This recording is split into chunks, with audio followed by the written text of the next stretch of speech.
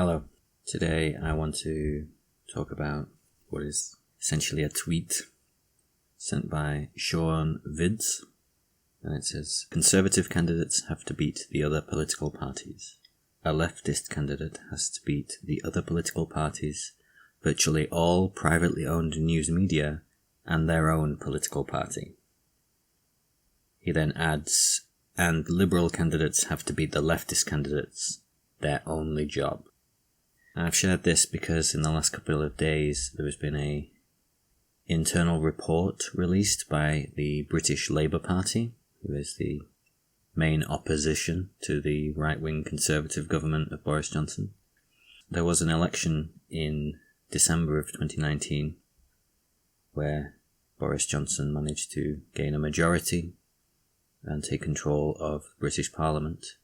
And this was a disaster given the progress made in the 2017 election by Jeremy Corbyn's Labour Party and its backing of millions of small donators and party members, including a group backed by Momentum.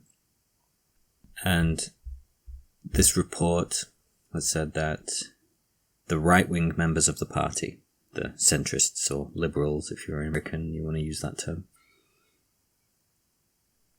they deliberately, throughout the 2017 campaign, either dropped arms and made no effort to support their party leader or their party, or deliberately acted against party interest and leader interest. They wanted to lose. They wanted their own party, the Labour Party, to lose this election, to get rid of Jeremy Corbyn and his moderately socialist ideas. Nathan J. Robinson summed this up quite well. Jeremy Corbyn would literally be Prime Minister right now if people supposedly working for the Labour Party hadn't deliberately tried to sabotage it because centrists hate leftists more than they hate fascists. I think that's fair because the Tory party, the Conservative Party, has the backing of far-right groups, openly anti-Semitic groups, and one of the key tactics of the right-wing members of the Labour Party was to try and expose a significant amount of anti-Semitism in the Labour Party. There is not a significant amount of anti-Semitism in the Labour Party. It is lower than the national average. It is in fact lower under Jeremy Corbyn than it was under previous Labour leaders. But, as Sean mentioned, they also have to battle the media. The media, owned by billionaires, is on the side of the Conservative Party. And this is not a issue limited to Britain. As Lee Carter mentioned in a tweet, very cool that Labour UK had centrist saboteurs actively plotting to make sure the party's left lost elections. And when they did, we got to hear centrists in the US use that as evidence that the left can never win elections. This is a deliberate right-wing centrist, which, if you consider the Overton window, which is the amount of the breadth of topics that are considered politically acceptable to talk about, and anything outside it is considered extreme, how far to the right this Overton window has been skewed in the last 40 years, that the mild socialism of Jeremy Corbyn and the mild socialism of Bernie Sanders is considered extreme to the point of self-sabotage, destroying one's own party to protect rich interests, rich backers, and an ideology built on hypocrisy and logical fallacies and very bad economic data. During the previous year, the campaign, a number of Labour MPs left the Labour Party because of Jeremy Corbyn and his left-wing agenda and started a new group of centrists called Change UK, which is the most ironic of names for people who are so desperate to maintain the status quo, that they destroyed their own political careers. But they had the backing of the media.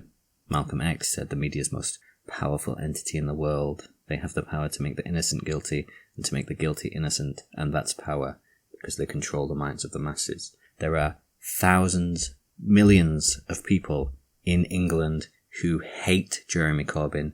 They see him as a terrorist-defending anti-Semite when he's just a doddering old man who's been protesting for 50 years. He's the old hippie you see at rallies who's just there quietly getting on with trying to change the world peacefully.